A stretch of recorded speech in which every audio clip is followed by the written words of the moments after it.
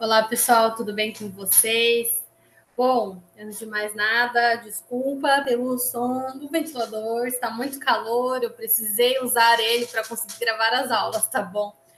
Bom, hoje a gente já vai começar a falar sobre África, né? É um tema extremamente relevante, acho que é extremamente custoso por conta da grande variedade de coisas que nós temos, de características, de populações, de questões socioespaciais, socioeconômicas que estão acontecendo no continente, né?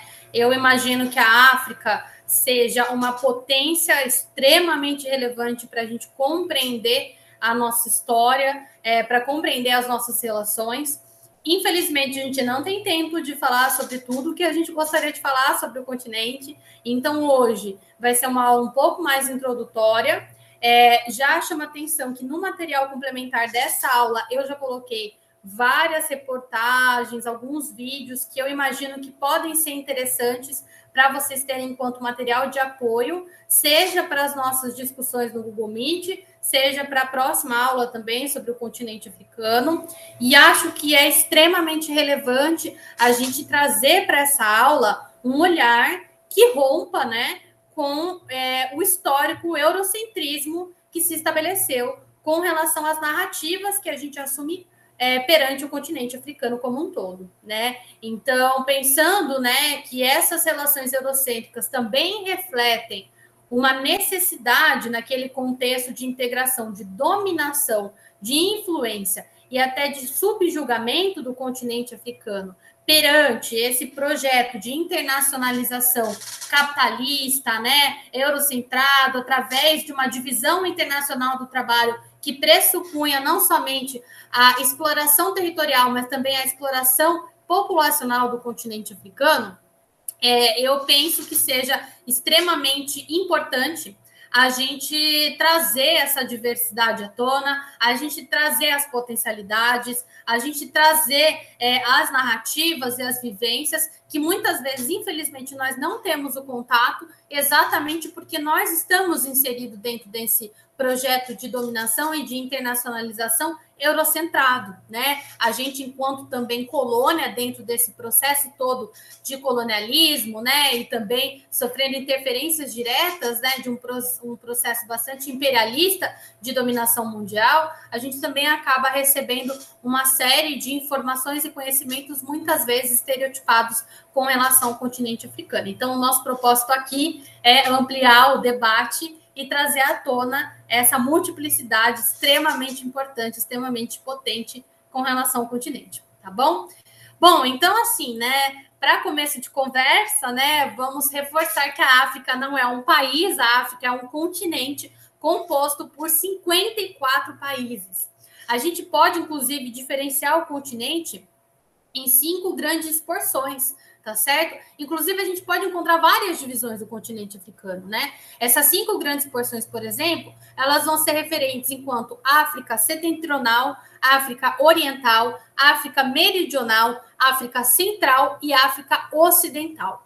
Essa divisão, ela parte de um olhar um pouco atrelado aí às questões econômicas, às questões populacionais, às questões climáticas, né? A gente não pode esquecer que o continente africano é extremamente rico na sua variedade climática, na sua variedade geomorfológica, na sua variedade vegetativa, né? Outra forma da gente também diferenciar, e que eu não sei se é a forma que eu mais gosto, mas que seria uma outra maneira de tentar diferenciar a própria questão étnica e o próprio desenvolvimento civilizacional do continente africano, é a divisão de África árabe e África negra, né? Muitas vezes a gente usa isso para tentar dividir o que seria o norte da África, composto majoritariamente por países árabes, mas não são todos os países que são árabes aqui, seria uma maioria étnica, né? E a maioria étnica composta por pessoas negras, né? Na parte centro-sul do continente, tá certo?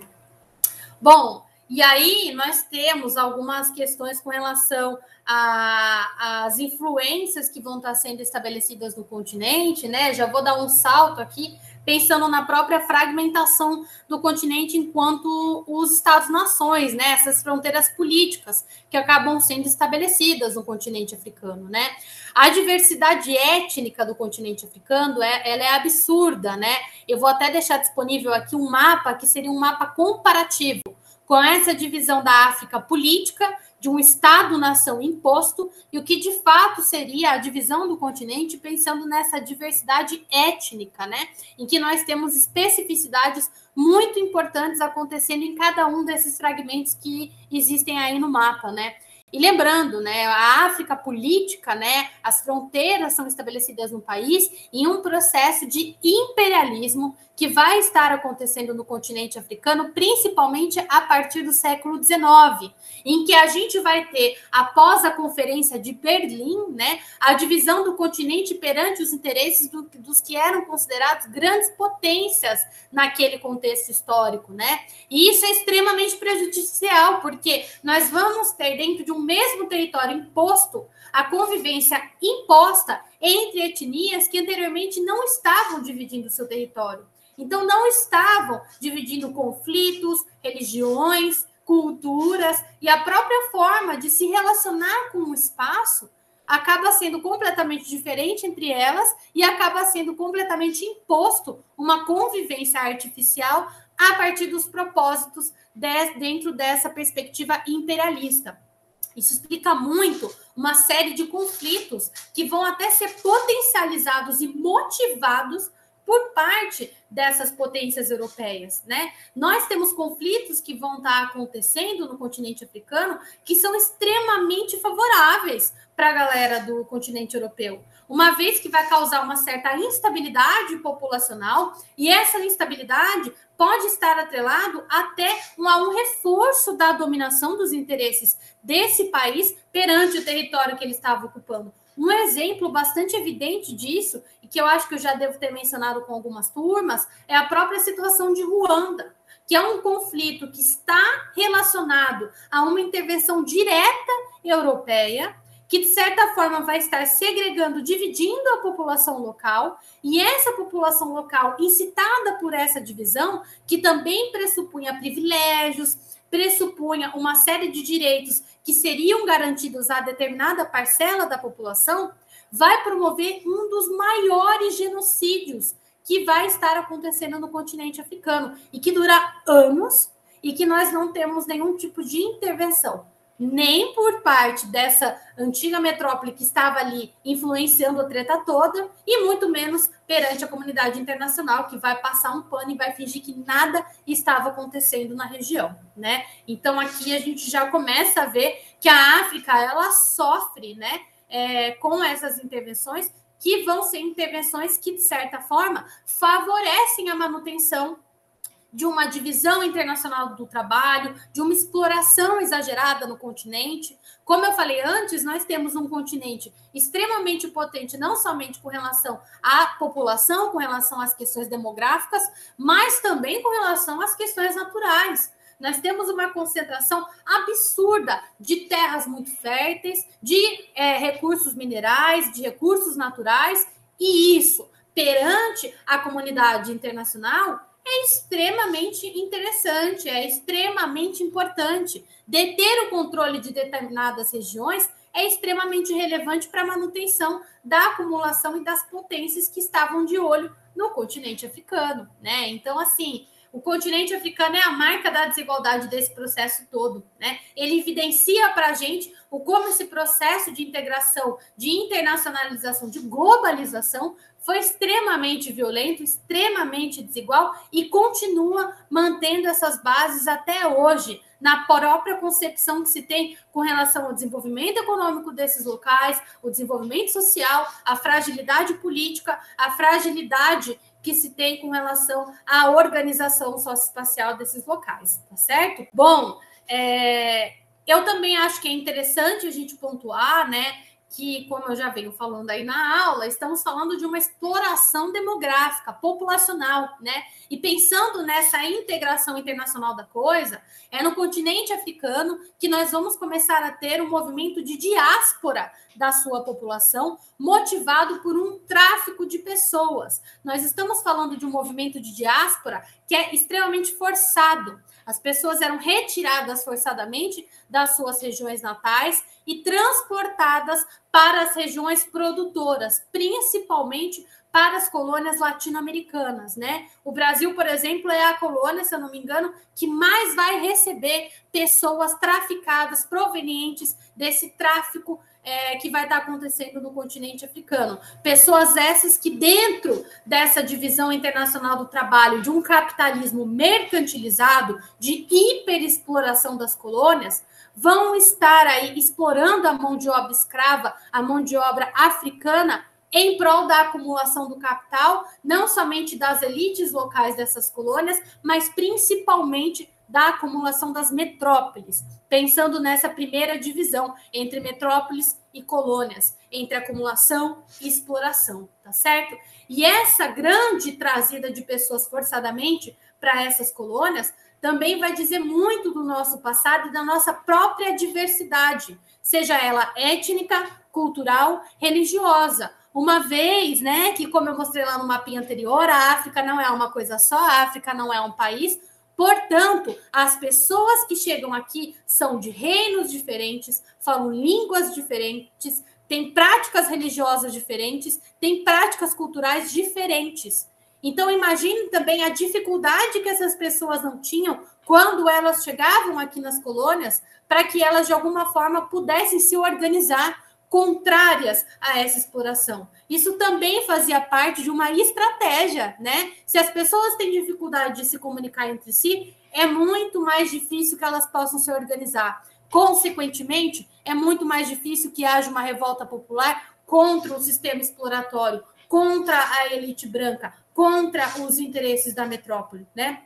Não é à toa que uma das principais revoluções escravas negras que acontece nessas colônias, que é a Revolução Haitiana, é extremamente boicotada, não só pela França, que era sua antiga metrópole, mas por toda a elite latino-americana, por todo o mercado internacional, que estava vendo com muito maus olhos essa investida, essa revolta que surge a partir dessas pessoas que compunham a maior parte da população do país naquele contexto. Tá certo? Aqui no Brasil, a gente também não pode deixar de falar que a conquista do movimento abolicionista, por mais que a gente tenha um processo de abolição da escravidão muito problemático, extremamente elitizado e que não vai garantir direitos a essa população, a gente não pode esquecer que a conquista, a resistência e a forma de se auto-organizar dessas populações negras escravizadas no Brasil é extremamente relevante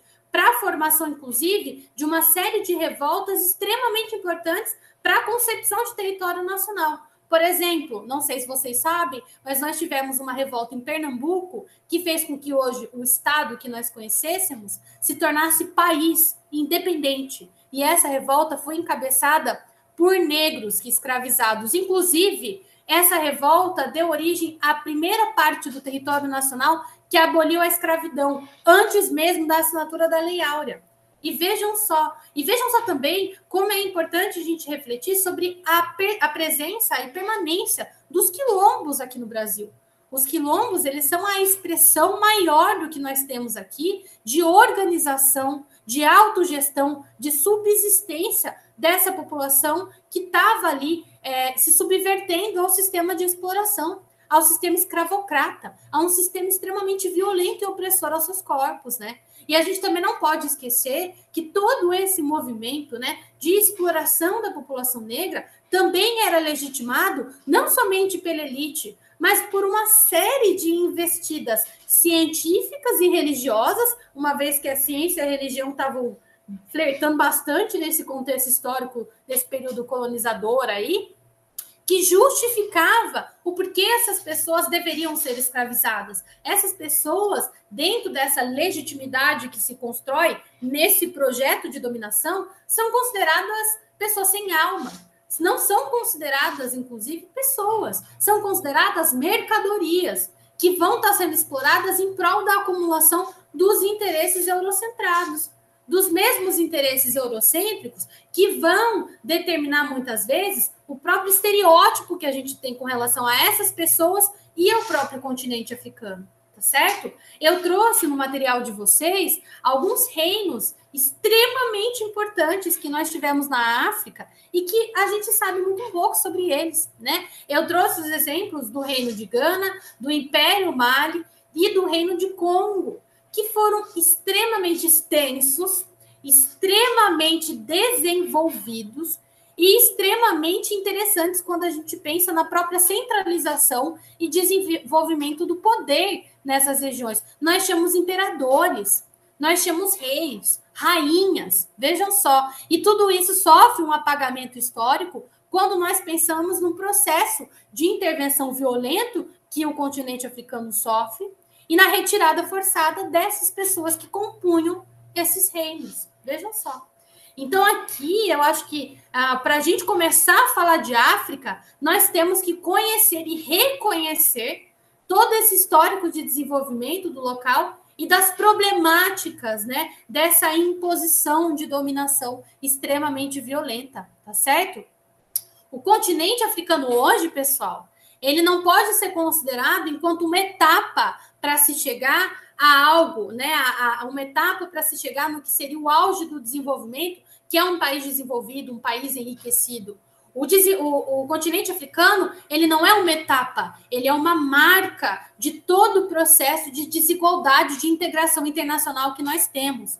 O continente africano traz consigo os reflexos, as materialidades da exploração, da violência e da opressão desse processo todo, né? Pensando nesse período colonial, pensando em como isso vai se desenvolver em toda essa questão da integração internacional, pensando na interferência imperialista que o continente vai sofrer a partir do século XIX e da forma como ele vai ser colocado dentro dessa grande divisão internacional do trabalho. E lembrando, todo esse processo de imperialismo que vai estar acontecendo no continente africano não foi aceito numa boa. Na realidade, nós estamos falando de um continente extremamente resistente a esse processo.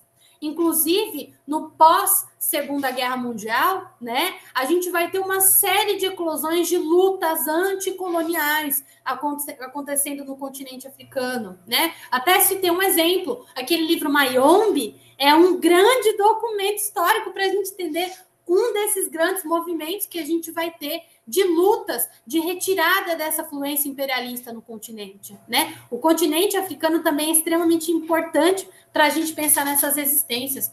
Vejam a luta que a gente teve, por exemplo, na África do Sul com relação ao apartheid. Apartheid extremamente relacionado aos interesses das ocupações imperialistas na região. Então, vejam só, né? A gente não pode esquecer de todas essas variáveis, tá certo? E de todos os movimentos que vão estar acontecendo de resistência no continente africano com relação a toda essa investida no seu histórico aí, na sua organização socioespacial. Na próxima aula, eu trago aí para vocês alguns exemplos mais específicos, algumas situações mais específicas, alguns dados mais específicos, muito mais relacionados a essa história mais recente, mais contemporânea do continente africano como um todo, tá bom? Tragam situações, tragam dúvidas, tragam questionamentos, que eu imagino e espero que esse tema seja um tema muito aberto para o debate daqui para frente, tá bom? Bom, é isso. Espero que vocês tenham gostado e até a próxima aula. Tchau, tchau.